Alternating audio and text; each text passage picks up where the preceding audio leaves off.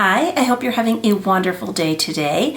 Today's video is going to be quite a departure from the normal topics that I speak about. It is going to be 5 things that I no longer do, no longer tolerate as a woman over 50 years old. This one is probably going to get a little long. You may want to get some tea, get some coffee, get some wine, whatever you like to drink, a little snack. I myself have my sparkling water with me, but I have been thinking about doing this video for a long time. I'm finally doing it. I never wear turtlenecks, but this one's like, I don't know why I'm bringing that up because I don't like turtlenecks. I feel like I'm getting choked. This one's like, it's like cushy, but anyways, it's very cold, so that's why I have a turtleneck on. But I have some notes in front of me because I don't want to just completely go off track. I want to stick to the 5 things. If you're new to my channel, my name is Melinda. If you're returning, thank you so much for coming back and joining me.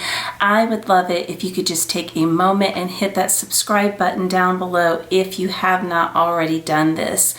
I've debated doing this video for a long time. I have put a lot of thought into this video, thus the notes, and I think it could be a great topic of discussion for women to have with each other about aging.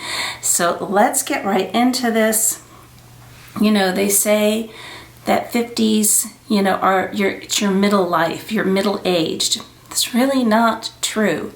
The chances that I'm going to live another 53 years are pretty slim to none. And so I want to make the best of the time that I have left. Aging is a privilege. It is not a right. And I want to enjoy it, and I want to have peace, health, and happiness. There is a saying that I see a lot pop up on Instagram stories, and it says, "Be careful what you tolerate. You are teaching them how to treat you." My dad told me my entire life, but especially I remember him starting to tell me this in middle school. He would say to me, "Melinda, you determine how other people treat you." I couldn't figure that out. I couldn't wrap my brain around it. However, when you word it with "be careful what you tolerate," you're teaching them how to treat you. And it made sense to me long before I found this quote. I did get it. I did understand it. But it's so true. So number 1, we're going to start talking with friendships, things that I have learned and things that I won't tolerate in a friendship anymore. One-sided relationships, people who pop in and out of your life only when they need something from you.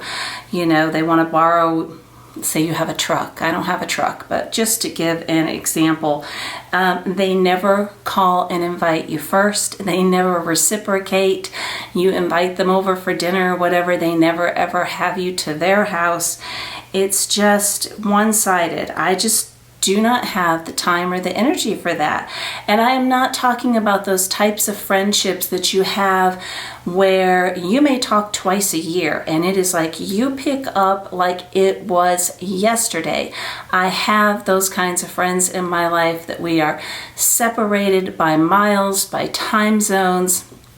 One of my dearest and best friends lives in New York. I did a vlog with her last year. I was lucky enough to have her come out on a really horrible week here when it was snowing. But if I pick up the phone and call her, and we will talk for hours, and it's like time has not passed. I remember calling her several years ago and I'm like, "You're going to come see me this year?" She goes, "Oh yeah? How do you know that, Malin?" I said, "My daughter's getting married." She goes, "I will be there." And she was, wonderful. I'm not talking about that kind of friendship. I'm talking about the ones that you're the one doing all the work. Continuing on with that is something that I have never tolerated. This has happened to me twice, believe it or not. Sorry, I'm going to take a little drink here. Twice. I can't believe it. Twice. I have had 2, not 1, but 2 friends use me as their alibi to cheat on their husbands. too. I have never tolerated that, and I never will tolerate that. One of them called me up and she's like, "Hey Melinda, should you call my house?" And my husband answers the phone. "We were at the movies Thursday." I'm like, "Oh, were we? Did we have a good time?" I'm like, seriously, you know? I'm like, "Are you having an affair?" She's like, "I would never drag you into that." I'm like, "You just did." And that was the last time I spoke with her. The other one was so bad I can't even speak about it. What this person did was so despicable. I can't even go there. It was just creepy how she used me to have this affair, and I can't go there. But twice this has happened to me. And family, going on with family. Family doesn't mean that you have to keep giving and giving and giving to family that isn't there for you, that isn't, how do I word this? Family that doesn't care if you exist. I think most of us probably have some of those relatives, but then they'll send you, a card for when there's an occasion for a gift to be sent. I don't have the time for it. I won't show up. I might send the gift. I have a very, very small circle of people that I trust in my life. My daughters are my number one best friends, and my husband, and it's going to be really hard to ever get into that circle again, and not in my 50s. It's not going to be something that's going to be easy to do. I'm very satisfied with having a small group of people that I trust and that I love. So let's move on to number 2. Not dressing for me. Dressing for the trends, dressing for other people, making like a huge effort, like for YouTube, for whatever, to try to look a certain way. I'm gonna wear what I like to wear. I really don't care about trends. I had a comment last year. I did several videos about Paris, and I did a video showing kind of what I was going to bring. I did a packing video, and then I did a video that was completely unrelated to either. There was no fashion mentioned in either video. And a viewer wrote me a novel of how I could look younger. Not just younger, much, much younger, if I would do this, and this. And all the things that she was suggesting to me were not my style, were not my taste, and in my opinion, would make me look older. So I'm dressing for me. I love mini dresses. It took my husband a while to come around to that. He was like, "You can't do that. You're 50. If I can find a picture of my 50th birthday, which, by the way, I didn't mind turning 50. I didn't dread turning 50. There was no countdown to 50. That birthday was a blast. But if I can find a picture of that dress, he liked to have a cow, and he's over it now. I wear mini dresses all the time. I like my legs. I do, and I like mini dresses. That's what I wear. I dress for how I feel about my body, not about how anybody else feels about my body. I was just kind of like, whoa, with that one. No more heels. No. I'm going to be comfortable. I'm going to wear, and this is funny because I was talking to my dad about shoes yesterday. I'm going to wear shoes that are comfortable.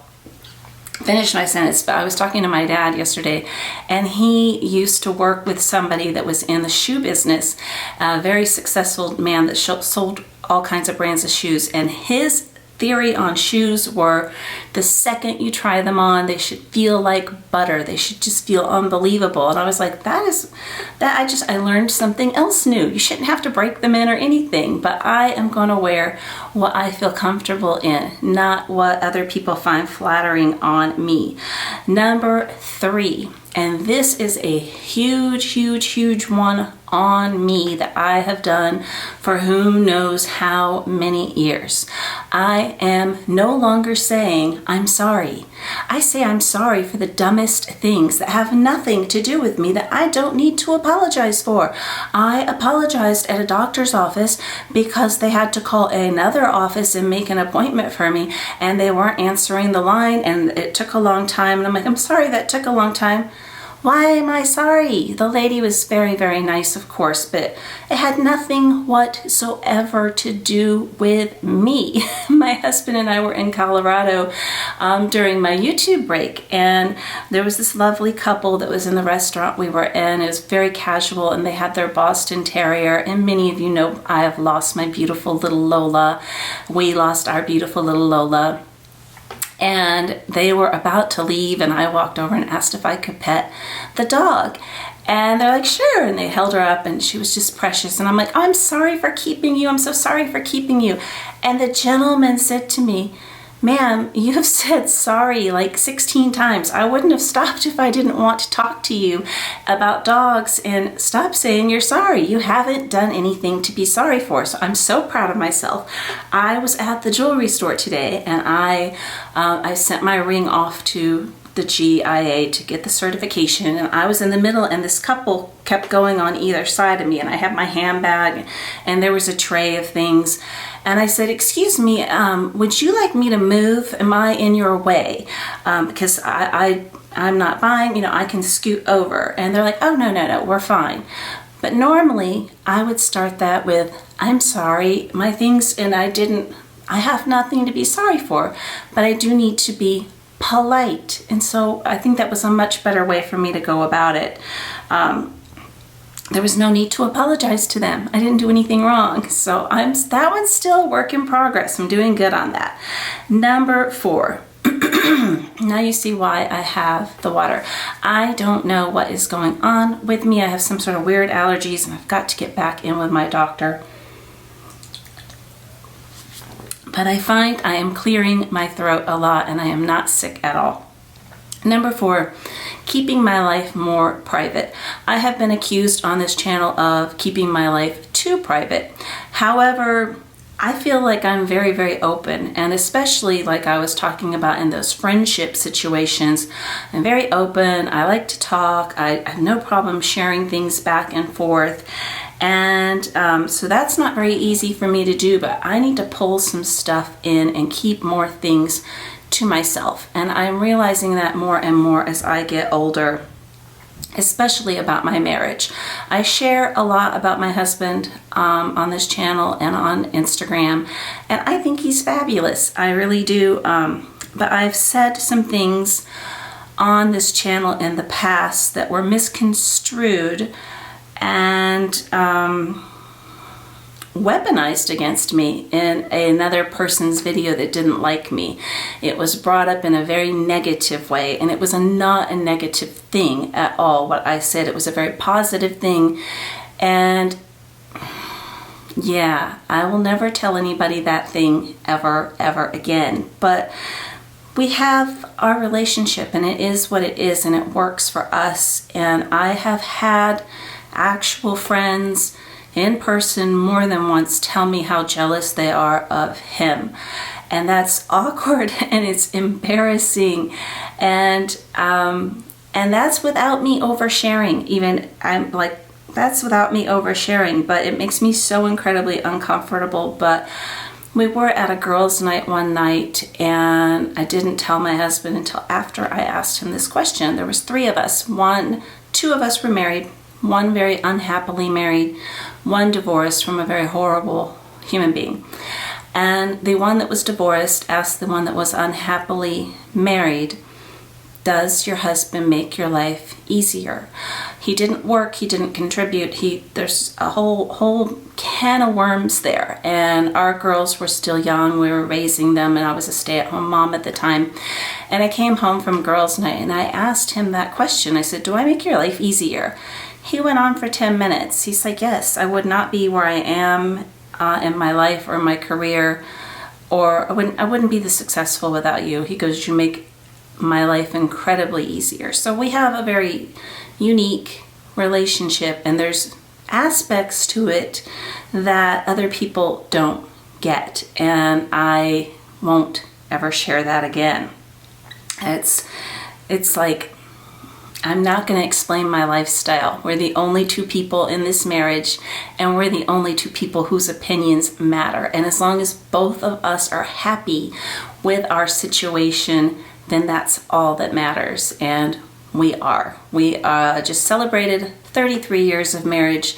As of this month, 36 years together total, and going strong. Number 5. So number 5 is all about aging. Worrying about my body, worrying about my weight, constantly telling a doctor, I used to be 20 pounds lighter. And the doctor was very nice. This was pretty recently. He's like, you must have been very thin. And I'm like, actually, I was, and I didn't know I was. I have, and this is hopefully will help somebody else. I fully accept my body as it is now. I have learned to dress for my body. I am working out again because I want to be healthy. I am not as concerned with what number of the clothing size or the scale says, but that wasn't always the case. I have most of my life just always thought I was huge. Always. And I just found a picture of my daughter. Actually, my husband found it. A picture of my daughter at the same age that I was. And I'm like, what beach did I take her to? And where's her sister? Because she's very, very slender. And it was me. It wasn't her. And I was like, I thought I was fat. I specifically remember that trip and thinking I was fat. I don't think I'm fat anymore. I don't care if anybody else thinks I'm fat. I don't care. I am happy to be healthy. I have had about every test to run this year. I've had surgery. I've had a lot going on, and everything so far has come back positive and good. And I'm just not going to worry about a number on a scale, or if I fit somebody else's idea of what a perfect body should be, because none of us have one. None of us. And I'm just doing my best to eat healthy and to, like I said, work out for health benefit reason. Now let's talk a little bit about anti-aging and not judging each other as women. As women, I think we are so tough on each other for our choices. I don't care if you dye your hair, if you get fillers, if you get Botox, if you get lip injections, if you get a neck lift, a facelift. I don't care what you do if it makes you happy. I got Botox for, I don't know for how long. I've stopped getting it. I'm not glaring at you, I'm just showing I've stopped getting it.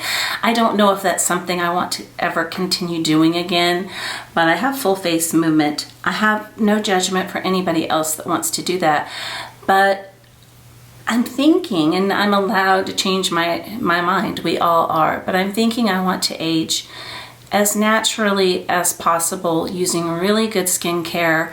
I do not color my hair. I am starting to get the lights that are coming in right here, and I can see them in certain videos when I'm showing earrings, and I haven't decided what I'm going to do with that yet either. It hurts my neck to get the shampoo done, and I don't know that I want to spend the time. So it's just, we'll see what happens as the hair continues to lose pigment. One thing about redheads is that they are one of the last to lose pigment, although my husband doesn't have gray hair either, which is very strange. But yeah, I just am going to try, for me personally, that's what I want to do. I want to look like myself. But if you want to do something different, I support you. One of my dearest friends is getting a facelift, and she's younger than me, and she's excited about it, and I'm excited for her. Why not? It doesn't matter. You got to just do what is right for you. But the main thing, I want to protect my peace. I want to protect my family, and I want to be kind, and I want to be healthy, and I want to be grateful for being here on this planet each day and not take any of it for granted. I want to be like my dad when he's 82, he goes to the gym every day. He has more stamina than me. I want to get to that health level like he has. I can go to the gym with my dad. But those are the 5 things that I just am not going to do anymore. And some of them are still a work in progress.